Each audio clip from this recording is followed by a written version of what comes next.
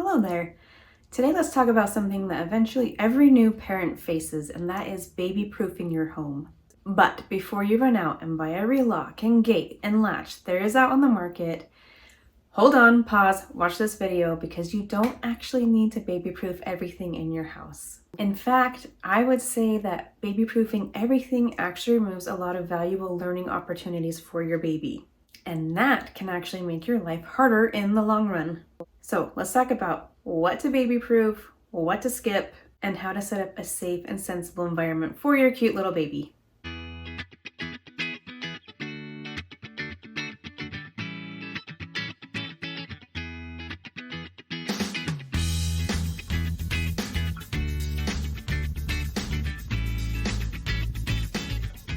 But first, hello, my name is Valerie. I blog at babywisemom.com, and I've been blogging there since the year 2007. I have 4 children who currently range in age from 12 to 19 years old, and I love helping parents, love parenting. I like to make your life easier, so let's get started. Okay, first things first, safety obviously is very important. So let's talk about what you absolutely should baby-proof.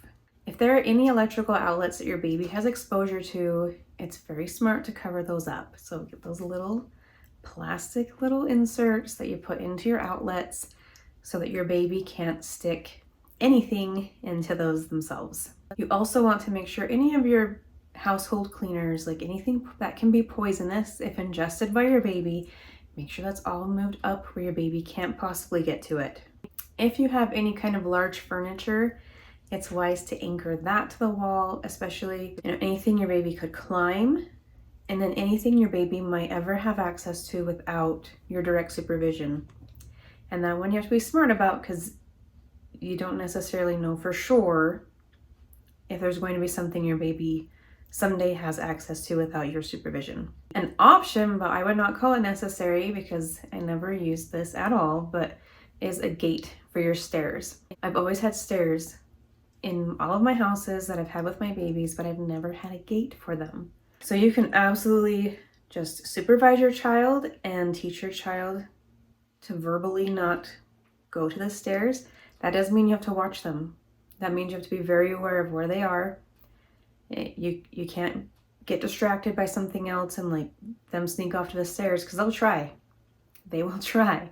And so you have to be sure, yes, I can absolutely dedicate all of the attention I need to make sure my child isn't going to the stairs without me there. So that's just something you have to be honest with yourself about, can I supervise this or no?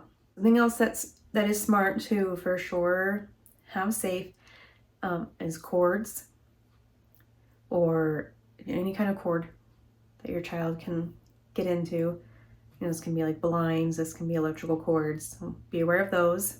You've probably already done this, but it's wise to have your water heater at 120 degrees or less to avoid burns, and that should happen as soon as your baby is capable of reaching up and turning the knob in the tub, or if they're able to reach a sink.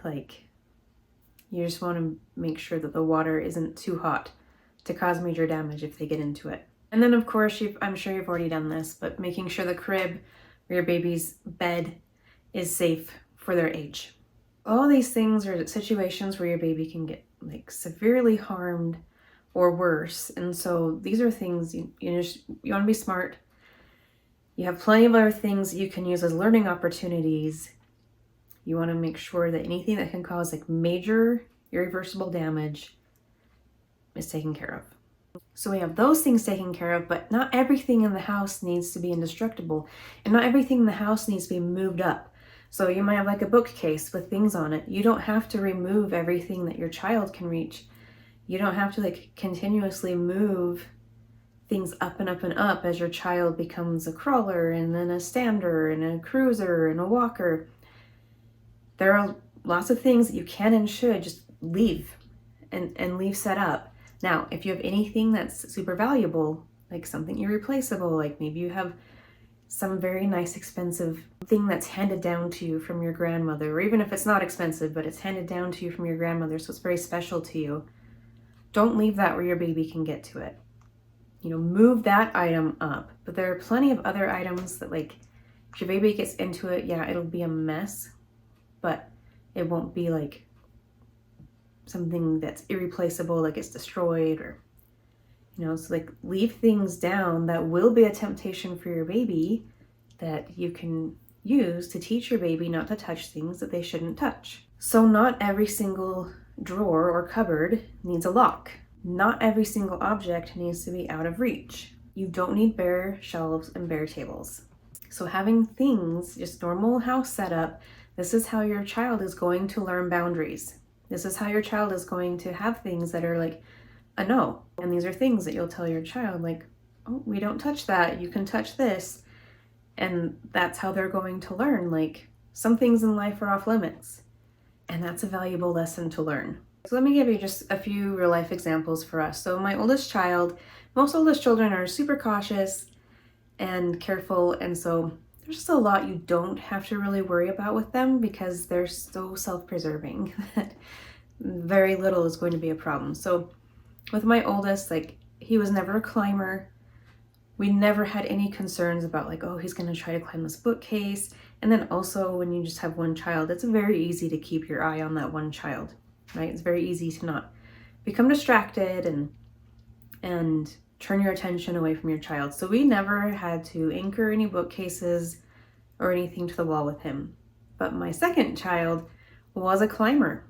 And so with her, there are things we went around and anchored just because, like, we didn't want her to decide to climb something and then have tragedy strike. Another example is Brayden never tried to touch outlets.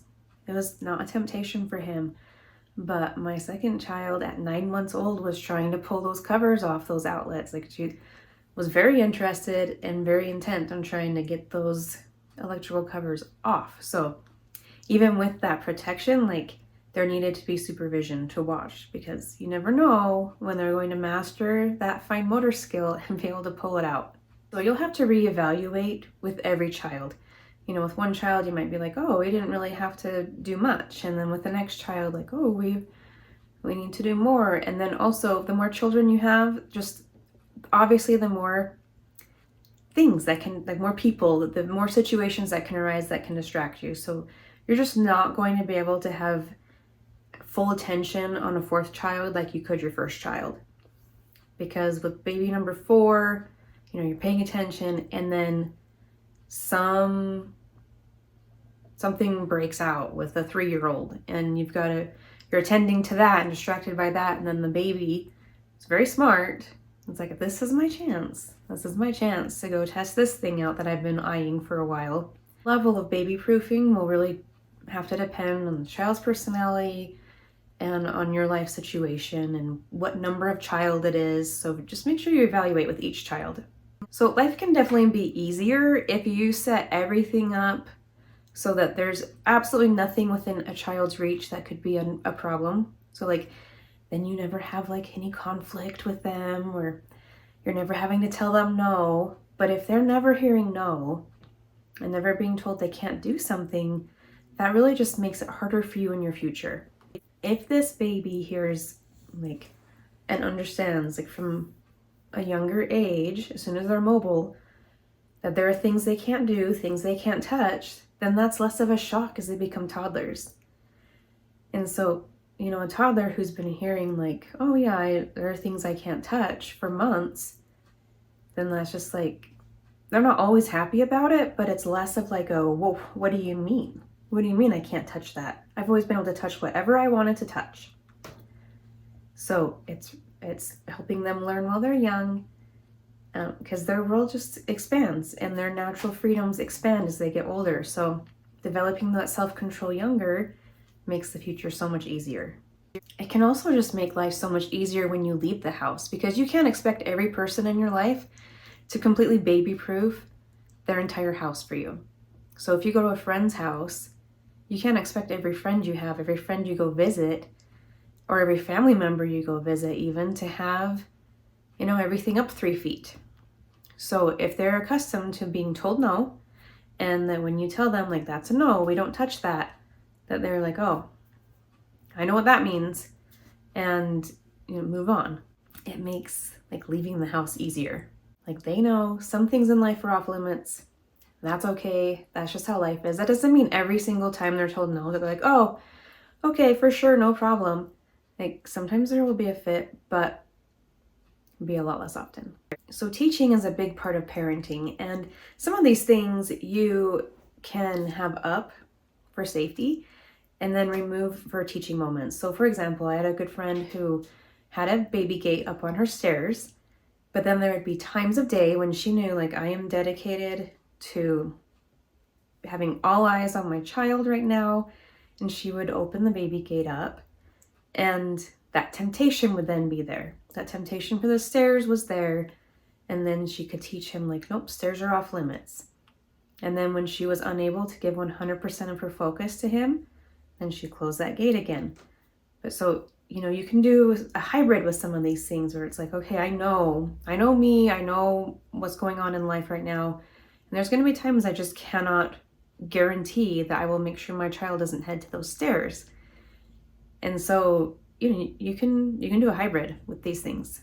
So these teaching moments, like, a lot more work up front, but the payoff is worth it. So there's a couple of parenting books I really like that emphasize this same idea. They are Babywise, so Babywise Book 2, and also Secrets of the Baby Whisperer. So they both acknowledge, like, safety is important, and also teaching children to have respect for boundaries is important. So you want to teach. You don't want to just restrict. You want to teach. If everything's just restricted, there's no choices there. There's no agency that needs to be exacted. They either can do something or they can't based on physical boundaries. You want there to be some, like, choices that are made by them to follow or not follow the rules. And these books also emphasize keep truly dangerous things out of reach. Keep things that are priceless out of reach. But you do want to avoid over-reliance on kid-proof things. You remember me talking about my 9-month-old who was trying to remove the outlet covers? Like, these kids, if they want to, they will figure out how to get past these child locks, these child-proof items. They'll figure it out. And so if your complete reliance is upon these items, and there comes a day when there's nothing more you can do, and then at that point, you've got, like, a bigger battle of wills going on. And so that's why it's wise to, like, use what you need to, but work on teaching to, like, listen to the no, understand, like, some things are just off limits.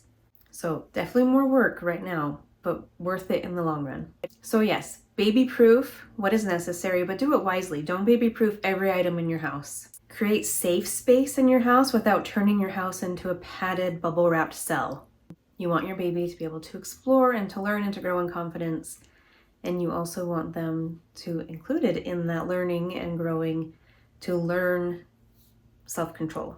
Above all else, trust your instincts. You know your baby better. You know your situation better than anyone else. Like, take all these things into consideration when you're deciding what to do. So let's talk. Let me know in the comments, what is one thing that you absolutely refuse to baby proof? And what is one thing that you will absolutely always baby proof? I would love to hear your stories and just be very interested to see how we're all different. And of course, please be respectful to other people and their differing viewpoints. As always, if you have questions, please drop them in the comments and I will answer. And thanks for watching and have a great day. If you found this video helpful, make sure you like the video and subscribe to the channel so that you are notified of all future video releases.